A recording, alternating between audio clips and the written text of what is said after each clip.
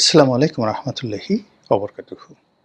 সম্মানিত দর্শক, এবারের বিএনপি সরকার ক্ষমতায় আসার পর সম্ভবত আকাশের যে বর্ষণ, রহমতের বর্ষণ, এটি বুমেরাং হয়ে পড়েছে। অনেকগুলো সমস্যা আমাদের দেশে চলমান ছিল।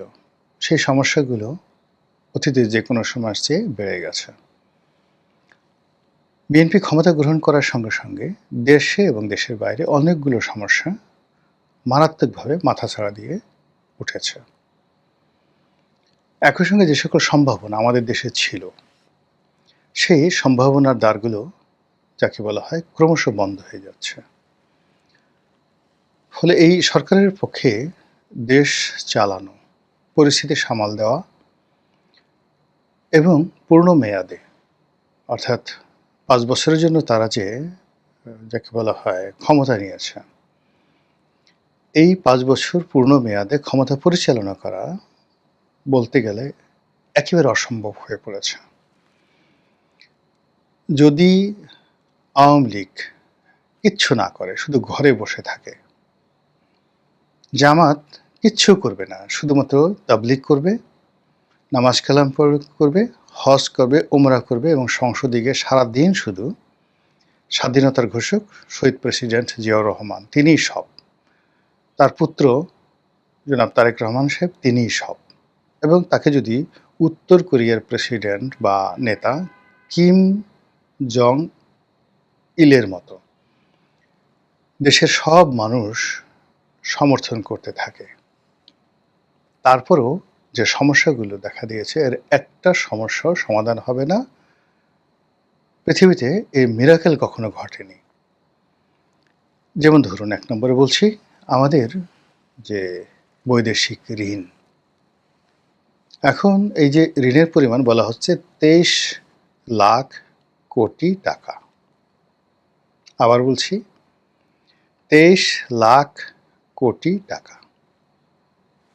এটা আপনার মনে আছে যে ইউনূস জমানাতে যে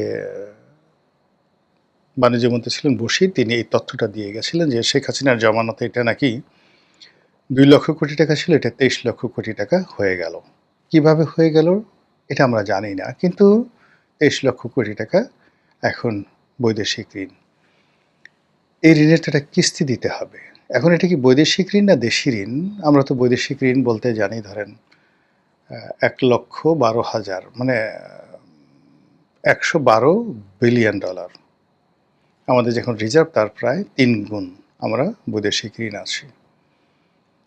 তো সেটাকে আপনি মাল্টিপল করেন, কত লক্ষ কোটি টাকা হয়। যদি ১১২ টাকা করে ধরেন বা ১১৩ টাকা করে ডলার ধরেন, তাহলে কত আসে? যেটা সরাসরি আসলে বিদেশি ঋণ বিভিন্ন জনের কাছ থেকে নেওয়া হয়েছে সরকারের পক্ষ থেকে।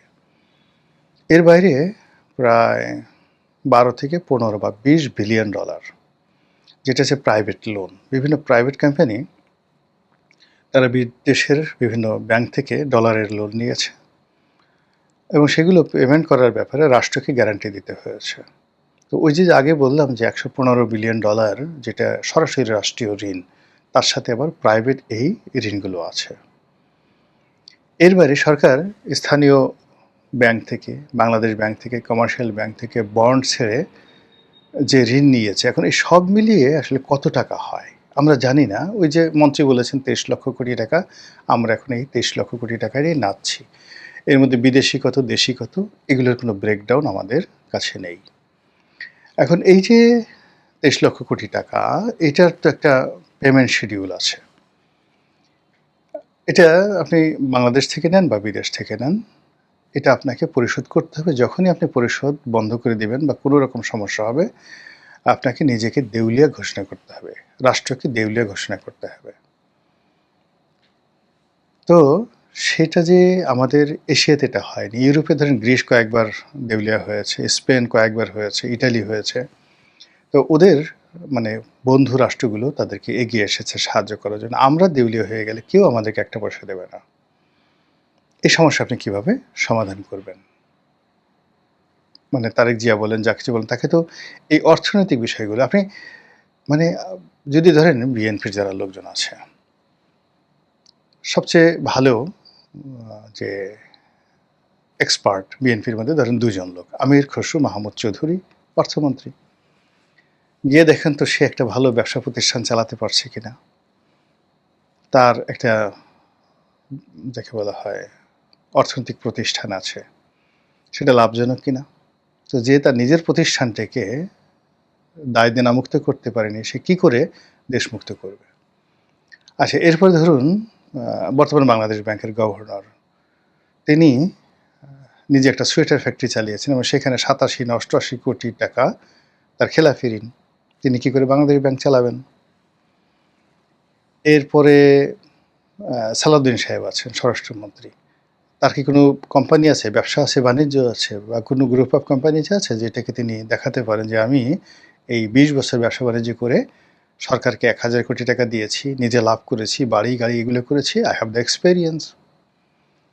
ইভেন প্রধানমন্ত্রী, তিনিও তো ব্যবসা শুরু করেছিলেন, ওয়ান কম্পোজিট করেছিলেন, ডান্ডি সে ডাইং করেছিলেন, তারপরে কোকো সাহেবের নামে যে কোকো লঞ্চ ১, ২, ৩, ৪ করেছেন। একটা প্রজেক্ট ভায়াবল হয়েছে, টিকে আছে, লাভজনক আছে, আপনি দেখান তো। মানে টাকা উপার্জন তো এত সোজা না। আমি যেখানে ব্যক্তিগতভাবে একটা দোকান চালাতে পারছি না, ব্যবসা বাণিজ্য চালাতে পারছি না, লাভজনক করতে পারছি না, সেখানে একটা রাষ্ট্রকে আমি কি করে মিরাকেলি এটাকে লাভবান করব? এটা কখনো হয় না। অর্থনীতির একটা ভাষা আছে, আপনাকে ব্যবসা জানতে হবে, রাষ্ট্র পরিচালনা করতে টাকা আসবে কোত্থেকে। তা আমাদের যে খরচের যে খাতগুলো, সেই খরচের খাতগুলো যেখানে চলে আসছে যে আমাদের বাজেটের জন্য ৮ লক্ষ কোটি টাকা লাগবে, স্টাফদের বেতন, বিভিন্ন ব্যাংকের সুদ, দেশের বিদেশের ব্যাংকগুলোর সুদ এবং ঋণ পরিশোধ, এবং এই যে রাস্তাঘাট, পুল, ব্রিজ, কালভার্ট এগুলো মেরামত করা, বাৎসরিক কিছু উন্নয়ন কর্মকাণ্ড করা, যেখানে প্রায় ৩ লক্ষ কোটি টাকার এই এডিবি, অ্যানুয়াল ডেভেলপমেন্ট প্ল্যান লাগে। মানে এই যে ৮ লক্ষ কোটি টাকার কথা বলি, এর মধ্যে ধরেন ২ লক্ষ কোটি টাকা বিদেশ থেকে আমরা ঋণ আনি, বা ৩ লক্ষ কোটি টাকা বিদেশ থেকে ঋণ আনি, আর বাকি ৫ লক্ষ কোটি টাকা আমরা আমাদের লোকাল যে সোর্সগুলো আছে সেই সোর্স থেকে আমরা রেভিনিউ কালেকশন করি। সেই সোর্সগুলো কি? ভ্যাট, আয়কর, অবকারী শুল্ক, কাস্টমস, ডিউটি অ্যান্ড এক্সাইজ, এরপর যে ভূমিকর, অন্যান্য যে সকল কর আছে, সব মিলিয়ে আমরা এই টাকাটা উপার্জন করি। এর মধ্যে 80% বা 90% কর আসে সেই আয়কর থেকে, কাস্টমস থেকে, ভ্যাট থেকে। তো এখানে নর্মাল যে টার্গেট, এই বাজেটের সাথে যেটা কমপ্লাই করে ৮ লক্ষ কোটি টাকার যে বাজেট আপনি করবেন, এই বাজেটের সাথে কমপ্লাই করে আপনার যে টার্গেট, সেই টার্গেটে এই বছরে টার্গেটের চাইতে মিনিমাম ১,২০,০০০ কোটি টাকা আপনার কম ইনকাম হবে। মানে জাস্ট অর্ধেক। আপনি চালাবেন কি করে? ১,২০,০০০ কোটি টাকা আপনি কোত্থেকে পাবেন? কেউ আপনাকে তো দেবে না। আর আপনি যদি এখন এই কস্ট কার্টেল করতে যান, আজকে যদি সেনাবাহিনীর সব লোকদেরকে বলেন যে তোমাদের বেতন অর্ধেক করে দেওয়া হলো, কোনো ট্রেডিং নাই, পোশাক নাই, কিচ্ছু নাই।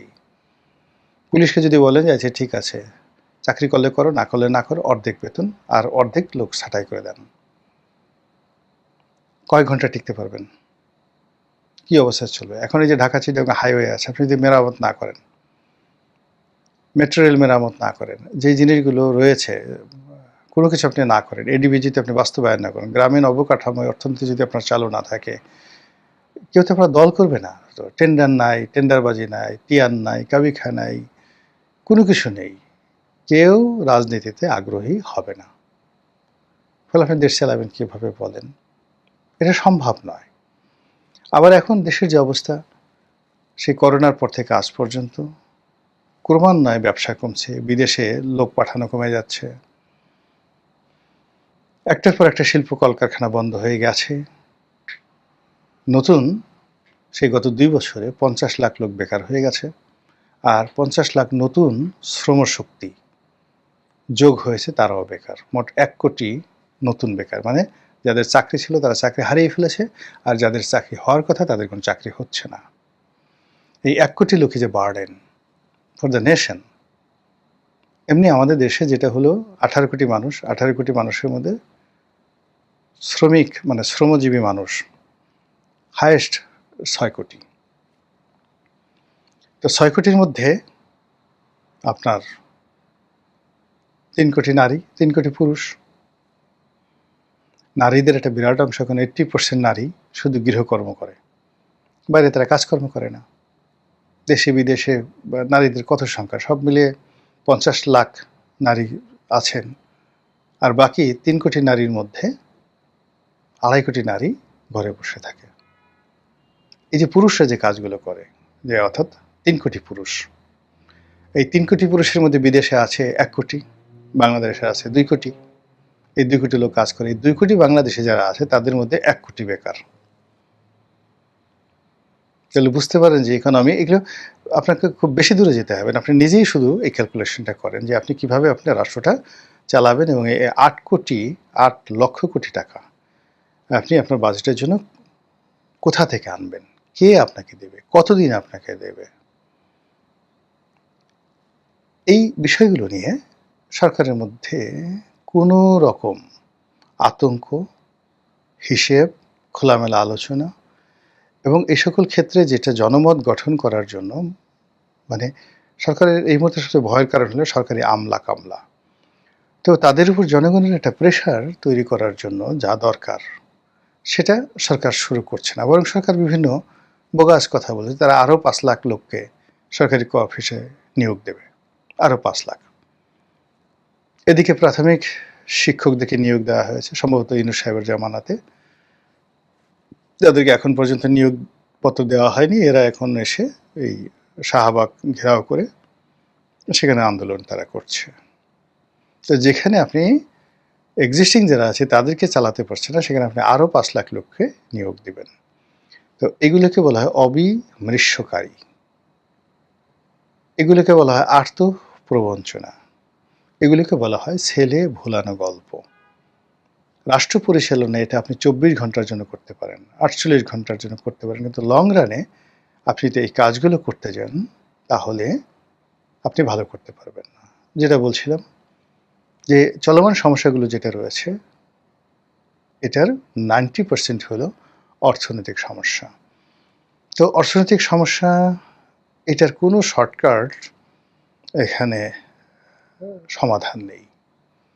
কোনো নবী রাসূল দেখাতে পারবেন না যারা আকাশ থেকে এনে নিজেরা খেয়েছেন এবং জনগণকে খাইয়েছেন। কোনো গাউস কুতুব ওলি আল্লাহ দেখাতে পারবেন না যিনি কাজ না করে এই কাজ মানে চালাচ্ছেন। কোনো রাজা বাদশাহ মন্ত্রী মিনিস্টার দেখাতে পারবেন না যিনি ইনকাম না করে খরচ করেছেন। তার কাছে রাজভাণ্ডারে থাকতে হবে অথবা জনগণের কাছ থেকে কর আদায় করতে হবে। আমরা এই দেশে এখন এই যে কর ব্যবস্থা, সেই কর ব্যবস্থাতে সামনে যে সকল সিদ্ধান্তের কথা শুনতে পাচ্ছি, এনবিআর থেকে যে সকল কথাবার্তা বলা হচ্ছে করের পরিধি বাড়ানোর ব্যাপারে, এটা এই দুর্বল সরকার, এই মুহূর্তে দুর্বল সরকার, তার যতটুকু অস্তিত্ব আছে সেই অস্তিত্বটাকে এই জাতীয় রাজস্ব বোর্ড আবার বিপদে ফেলে দেবে। তার সঙ্গে যে ঘুষখোর কর্মকর্তা রয়েছে, দুর্নীতিবাজ কর্মকর্তা রয়েছে, কোর্ট কাছারি রয়েছে, বিচারালয় রয়েছে, সবার সঙ্গে যে অ্যাডাপশন অ্যান্ড কোঅপারেশন, এটা এই সরকারের জন্য এক মুহূর্তের জন্য এটা এখনো পজিটিভ হয়নি। ফলে আপনি কি টের পাচ্ছেন যে একটা অশরীর সংকেত, একটা ঝড়ের পূর্বাভাস, একটা ফিসফাস, কিংবা একটা অশান্তি, কিংবা একটা অস্থিরতা চারিদিক থেকে দেহে আসছে, অনেকটা কালবৈশাখীর মতো অথবা মরুঝড়ের মতো। মহান আল্লাহ আমাদের সবাইকে হিদায়াত দান করুন এবং হেফাজত করুন। আসসালামু আলাইকুম ওয়া রাহমাতুল্লাহি ওয়া বারাকাতুহু।